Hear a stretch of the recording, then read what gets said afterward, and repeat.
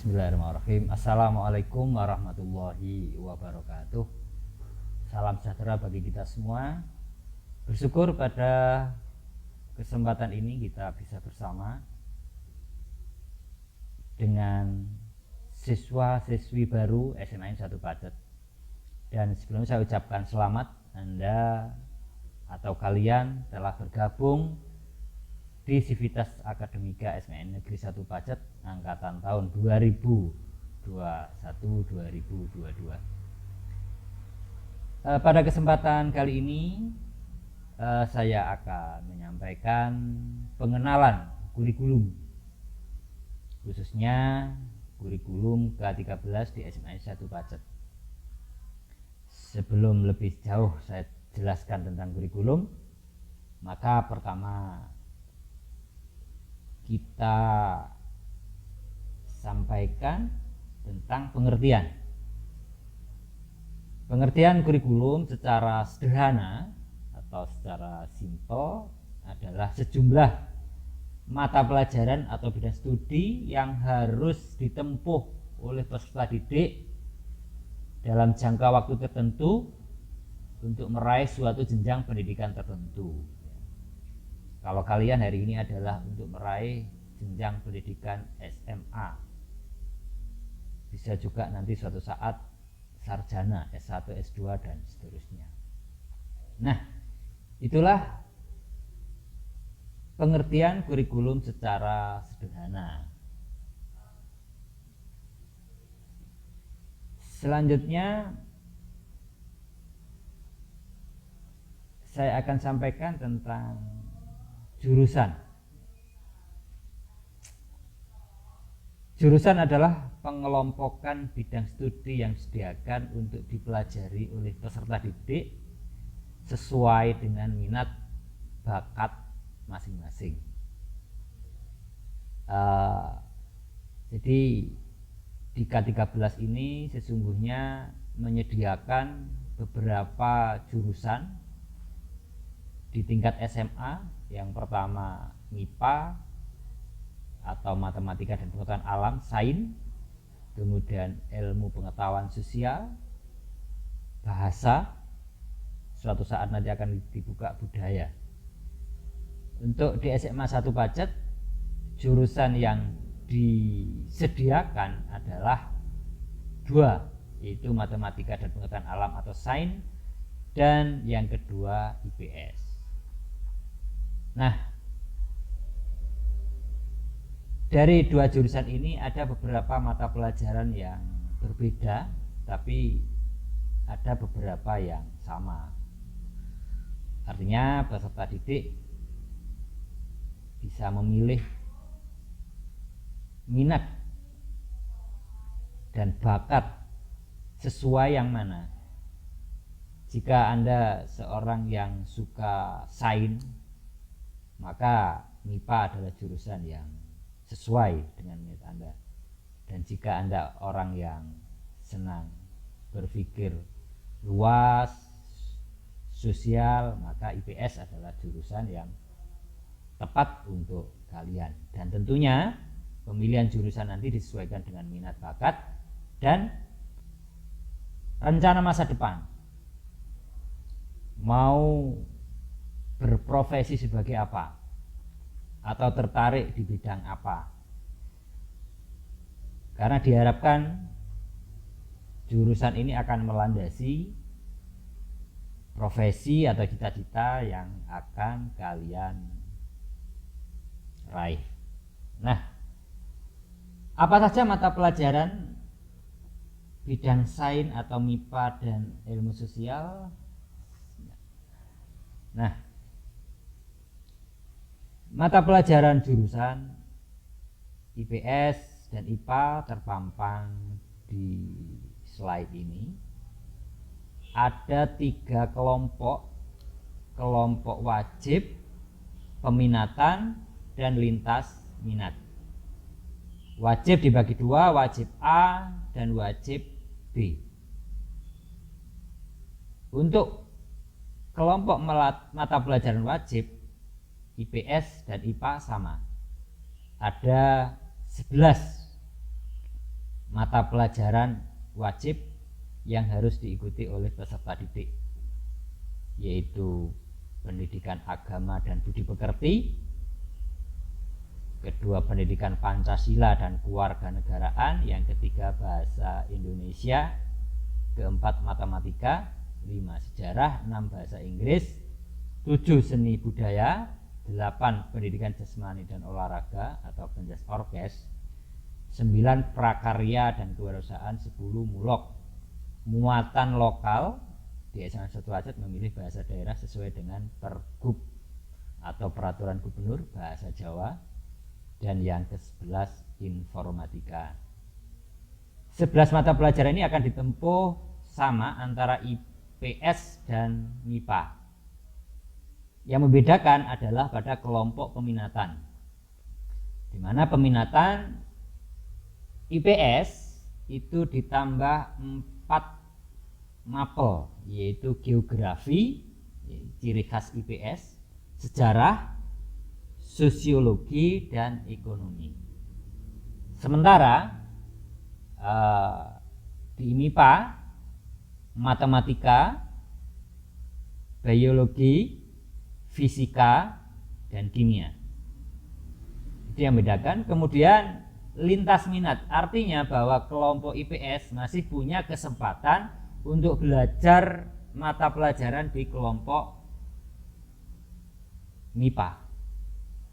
Untuk IPS pilihannya ada 4, matematika, biologi, fisika, kimia.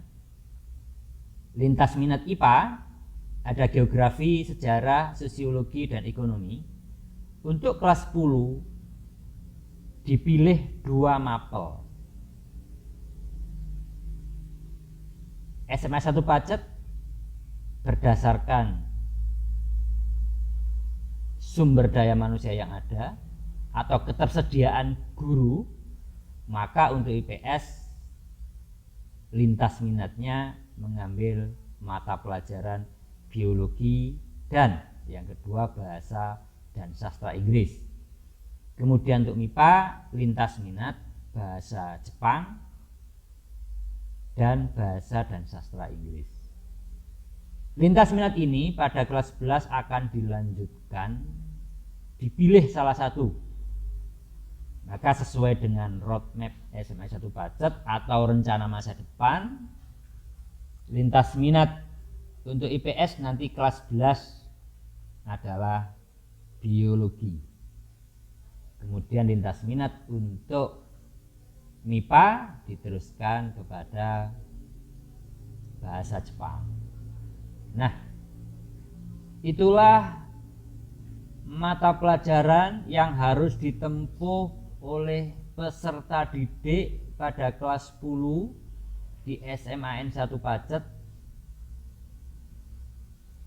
dan akan dilanjutkan kelas 11 dan 12.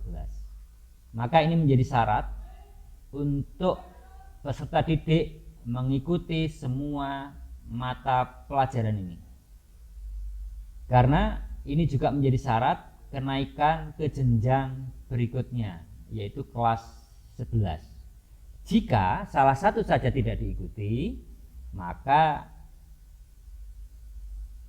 tidak dapat dinyatakan naik kelas 11. Nah, itu mata pelajaran. Ada beberapa hal yang memang masih sama dengan di jenjang sebelumnya, yaitu SMP yang sudah kalian pelajari. Ada beberapa yang baru, seperti contoh kalau di IPS itu tematik geografi, sejarah, sosiologi, ekonomi jadi satu. Kalau di SMA masing-masing dipisah. Geografi, sejarah, sosiologi, ekonomi berdiri sendiri-sendiri. Begitu juga di kelompok IPA. Kalau di SMP jadikan satu dalam bentuk tematik, tetapi di SMA dipisah, matematika sendiri, biologi sendiri, fisika sendiri, dan kimia sendiri. Dari sini sebelum kalian nanti memilih sebuah jurusan, maka dianalisis atau berpikir tentang pertama minat dan bakat, dan yang kedua cita-cita, sehingga tidak ada penyesalan nanti ketika sudah masuk jurusan IPS atau MIPA. Semua ilmu sama, semua jurusan sama. Orang IPS juga sama dengan orang MIPA. Yang membedakan adalah minat dan bakat. Apapun yang Anda masuki dengan sadar, dengan passion, maka kalian akan sukses jurusan apapun. Jadi di sini tidak ada istilah IPS atau MIPA lebih keren dari yang satu, tidak, atau lebih hebat, tidak. Masing-masing sesuai dengan bakat dan minat kalian. Karena jika kalian memilih sebuah jurusan sesuai minat dan bakat dan cita-cita ke depan, dan kalian punya gairah atau passion di masing-masing jurusan, maka insya Allah sukses akan mudah diraih. Sehingga jangan sampai nanti kalian mengambil sebuah jurusan karena pengaruh teman, karena pengaruh gengsi, sehingga kalian tidak betul-betul menjadi diri sendiri. Dan dampak dari orang yang memilih jurusan tanpa disadari atau hanya ikut-ikutan, maka kecerdasan yang dimiliki tidak bisa maksimal atau digunakan secara maksimal. Karena semua orang cerdas, semua orang hebat, tetapi ketika salah cara menggunakan, maka kecerdasan tidak menjadi apa-apa. Tapi ketika Anda tahu, pinter memanfaatkan kecerdasan Anda sesuai dengan jurusan, maka kesuksesan pasti akan kita raih. Nah, itu mata pelajaran atau mapel atau kurikulum yang disediakan oleh kurikulum 2013 untuk jenjang SMA, khususnya di SMA 1 Pacet kelas 10. Hampir semua sekolah sama, yang membedakan adalah lintas minat masing-masing. Selanjutnya, nah, kegiatan kurikulum. Seperti pengalaman yang sudah kalian jalani di tingkat SD ya, atau jenjang sebelumnya, PAUD, sekolah dasar atau SD, SMP, sama.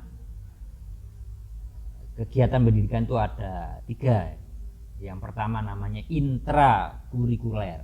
Intrakurikuler itu seperti yang Anda jalani setiap hari ketika Anda belajar matematika di kelas, belajar fisika, belajar sejarah, atau belajar mata pelajaran yang sudah Anda pelajari, yang secara langsung dibimbing oleh Bapak Ibu guru, baik kelas tatap muka atau kelas virtual atau pembelajaran jarak jauh. Yang kedua ada namanya co-kurikuler. Co-kurikuler itu adalah kegiatan untuk meningkatkan pendalaman terhadap pembelajaran intrakurikuler. Bentuknya di luar kelas, bisa dalam bentuk penugasan, pendalaman, baik kelompok maupun individu, seperti yang kalian dapatkan dari Bapak Ibu guru, tugas proyek, portofolio, dan lain sebagainya. Itu namanya co-kurikuler. Jadi co-kurikuler ini prinsipnya adalah untuk menguatkan intrakurikuler. Ketika Anda di kelas, setelah mendapat suatu pelajaran, maka akan dikuatkan dengan tugas di rumah atau tugas apa saja, itu namanya adalah co-kurikuler. Yang ketiga ada ekstrakurikuler. Ekstra itu di luar, dalam rangka mewadahi minat bakat peserta didik pada bidang-bidang non akademik. Non akademik artinya non pelajaran. Ada banyak hal nanti ekstrakurikuler yang akan dijelaskan oleh pembina ekstrakurikuler selanjutnya.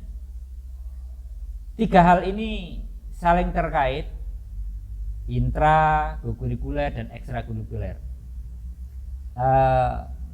Kita berharap bahwa selain intra dan kurikuler, maka ekstra ini perlu juga diikuti. Ekstra biasanya disesuaikan dengan minat dan bakat.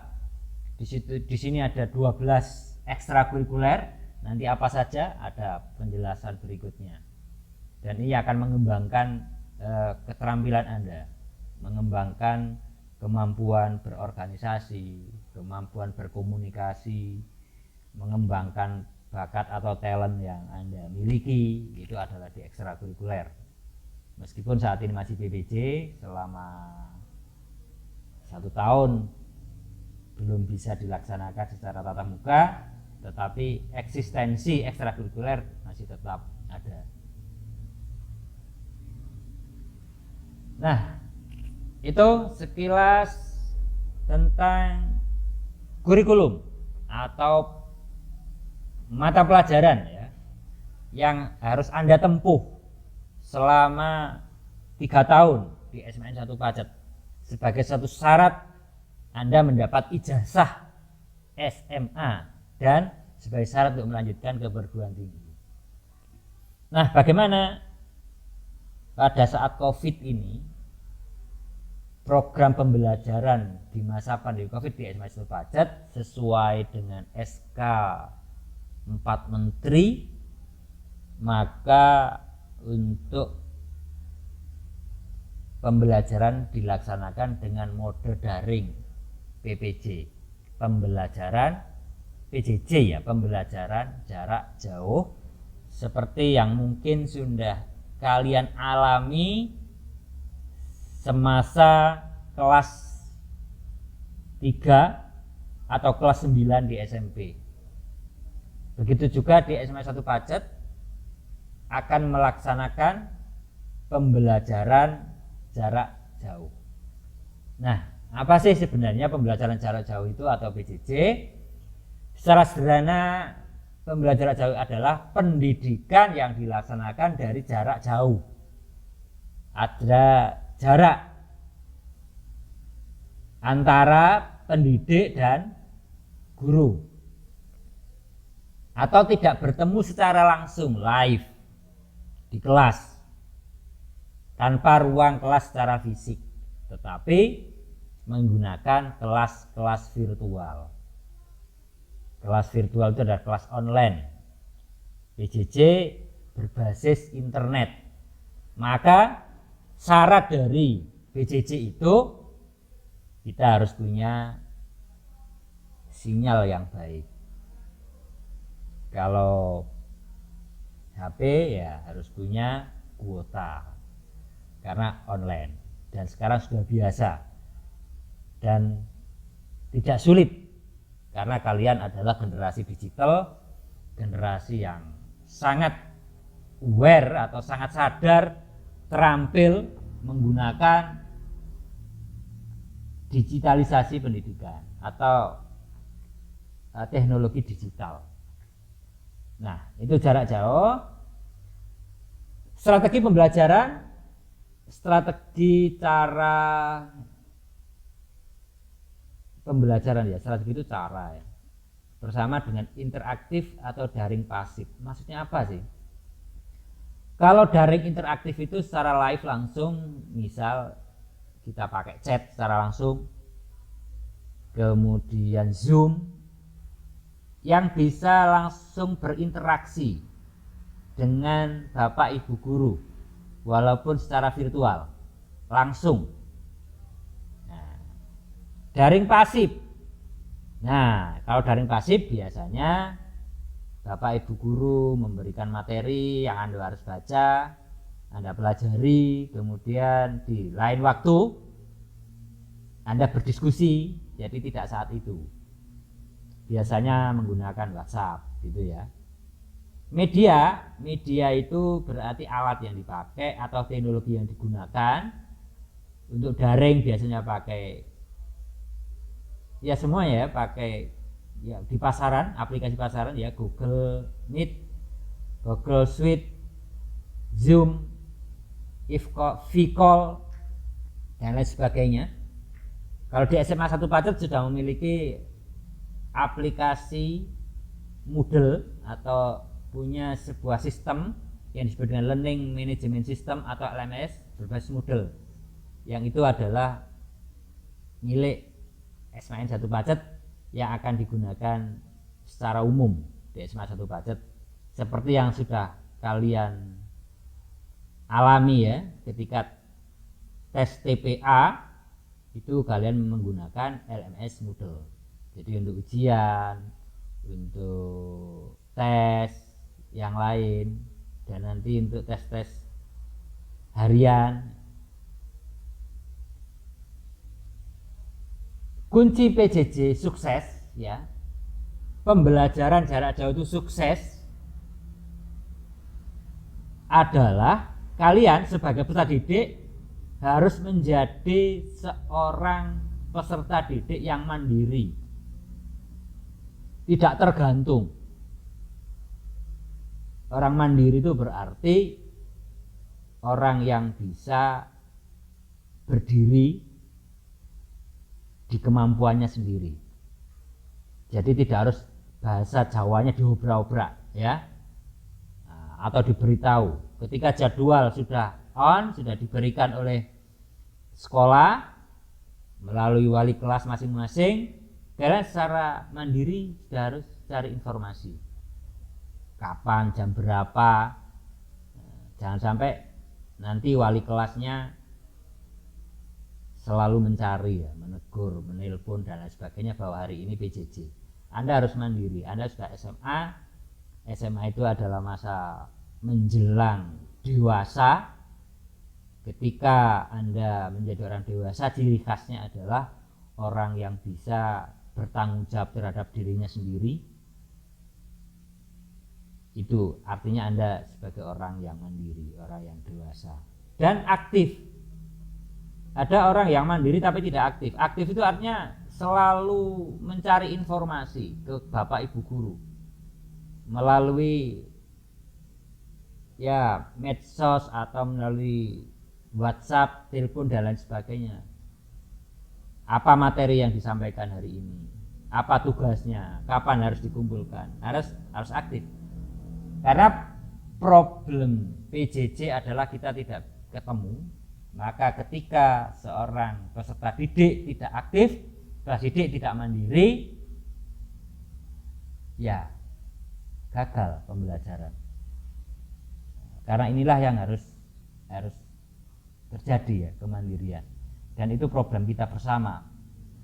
Artinya COVID-19, pembelajaran jarak jauh tidak menjadikan kendala Anda untuk menjadi orang yang pembelajar, menjadi orang pembelajar yang sukses.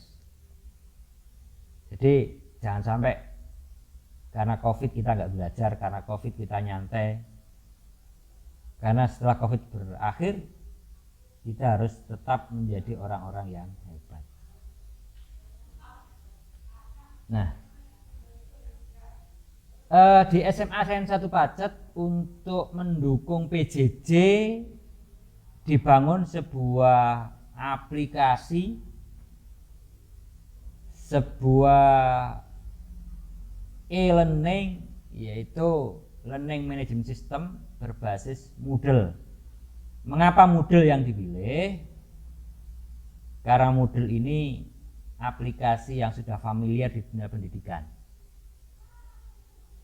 Meskipun di jenjang SMA tidak banyak, tetapi untuk perguruan tinggi hampir semua pakai Moodle. Dan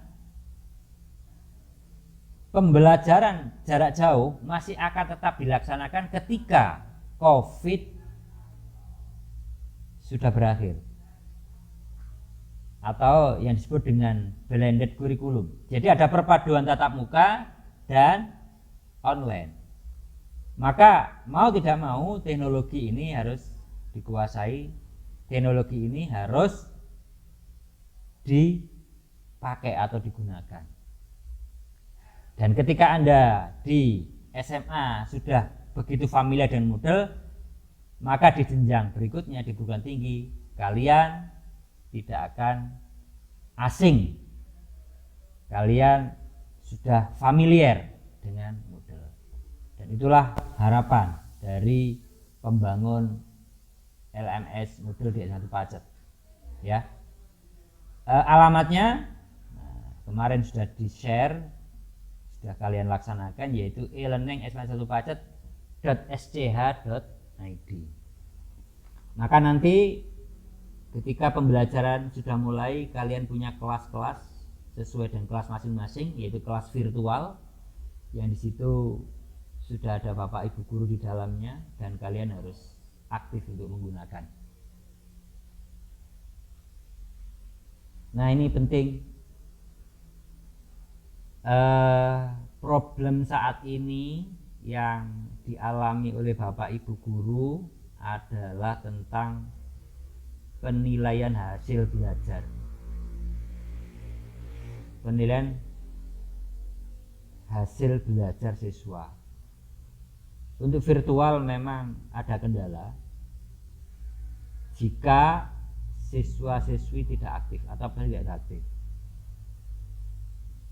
Maka pesan saya yang wajib kalian laksanakan, penilaian nanti ada penilaian harian, PTS, PAS, dan PAT itu harus dilalui. Penilaian harian bentuknya mungkin ulangan harian, penugasan dari Bapak Ibu guru, portofolio. Hukumnya wajib dilaksanakan, dikerjakan tepat waktu. Karena PH ini digunakan untuk mengisi laporan hasil belajar siswa atau rapot.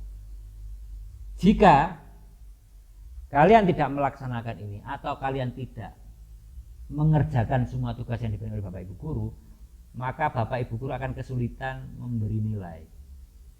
Dan dampaknya nanti di rapot kosong. Nilainya 0.